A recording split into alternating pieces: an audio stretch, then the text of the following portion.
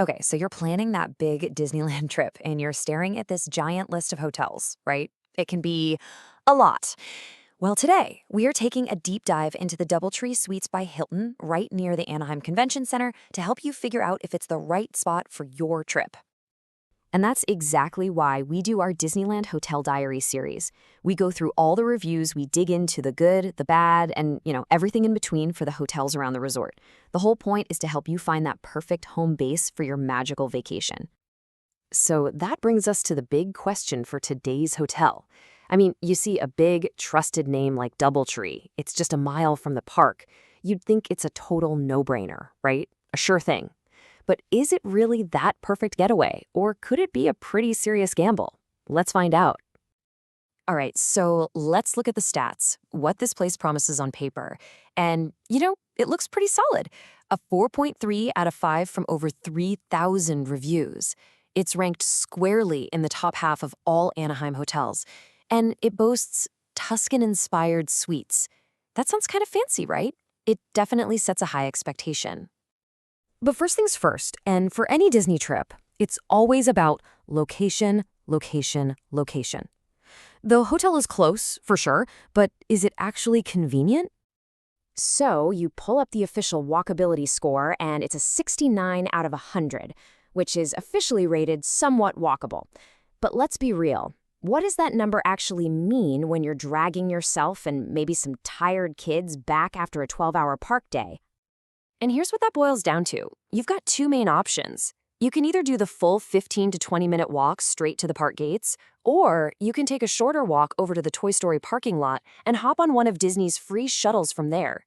And let me tell you, that shuttle can be an absolute lifesaver at the end of the night.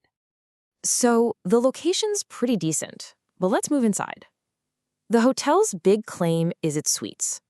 But are we talking about the comfy, spacious retreat you're hoping for? Or are they kinda stale?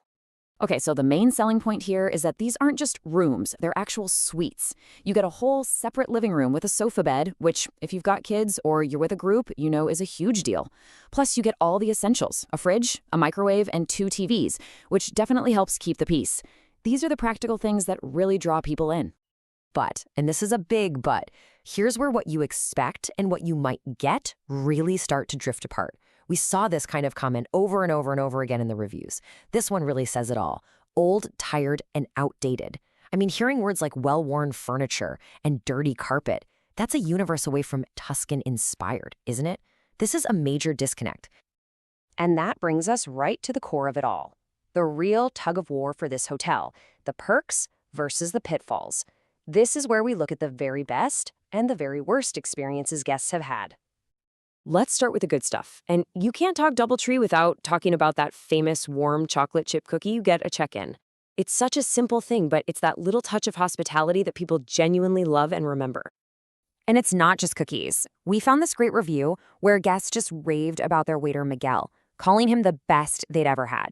So you know that amazing, top-notch service is possible here. It can happen. And then a complete 180. You get a story like this one. A guest described their check-in person as rude and aggressive, and was even threatened that their non-refundable reservation would be canceled. I mean, talk about inconsistency. It's staggering. And honestly, the problems seem to go deeper than just a few bad interactions. Billing seems to be a huge headache here. We're talking people getting charged thousands of dollars before they even arrive on a pay-at-property booking. The whole breakfast-included deal turning into a surprise bill? These aren't little oopsies. These are the kind of major, stressful financial nightmares that can ruin a vacation. Okay, so we've had bad service, we've had messed up billing, and now we get into stuff that's just plain ugly. I want you to really let this one sink in for a second. A guest getting out of the shower, grabbing what they assume is a clean towel, only to find it has blood on it. That's just a massive failure on the most basic level of cleanliness. And believe it or not, that is not even the biggest red flag we found. There's a recurring health and safety issue that for a lot of us is just an absolute non-negotiable deal breaker. Yep, it's bed bugs. This poor guest found them, got moved, and then found them in the second room too. And to pour salt on the wound, they said the hotel wouldn't even refund them for the nights they didn't stay. We saw other reports too, some with photo evidence. This is This is the kind of thing you just can't ignore. Okay, let's just take a second here. Wow. Look, if this deep dive is helping you figure things out, could you do us a huge favor and just hit that like and subscribe button? It seriously helps us keep making these for you.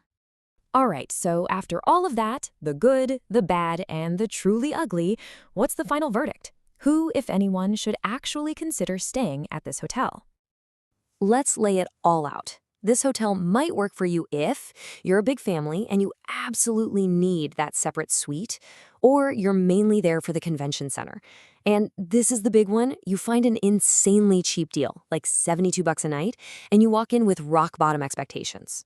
Now, you should probably avoid this place if inconsistent service drives you crazy, if worn-out, dated rooms are a total buzzkill, or if the risk of a nightmare scenario, like bed bugs or major billing errors, is just way too much of a gamble for your peace of mind. Okay, but let's say you're feeling brave and you decide to roll the dice. Here are a few pro tips from people who've stayed there. For sure, ask for a room on the 6th floor facing Disneyland. You might get a free fireworks show. Just remember to factor in that daily parking fee, which is running about $33. And hey, here are a couple little money-saving hacks. Bring your own laundry soap. And pop into the gift shop. Some of their Disney merch is actually cheaper than in the parks. And that really brings us full circle, doesn't it?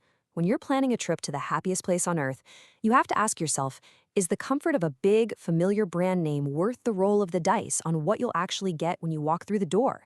That's the question. And only you can decide if that's a gamble you're willing to take. Thanks for digging into this with us.